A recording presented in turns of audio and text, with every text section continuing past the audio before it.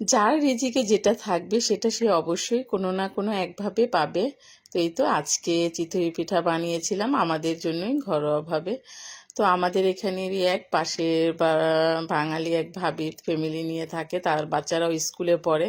তো আগে ভাইয়া নিজেই নিয়ে দিয়ে আসতো, তো এখন বাসে দিবে। তো তার জন্য এমনি কথা বলতে আসছিল, আমার ছেলেরাও তো বাসে যায়, তো এর জন্য। তো ওই যে রিজিকে থাকলে যা হয়, তো আমাদের জন্য চিতই পিঠা বানিয়েছিলাম, তাদের রিজিকে ছিল, তো কোনো এক না কোনো একভাবে তারাও পেলো। আর এই তো 12 পিস তেলের পিঠাও বানিয়েছিলাম, ছোট ছেলের পছন্দ। আর গরুর গোশত রান্না করেছিলাম দুপুরে।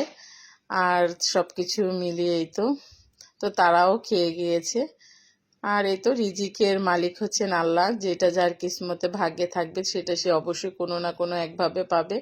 তো আলহামদুলিল্লাহ, খুব ভালো, সবাই মিলে একসাথে খাওয়া দাওয়া করলাম, ভালোই লাগলো। আর এই তো খুব সুন্দর হয়েছে তাহলে।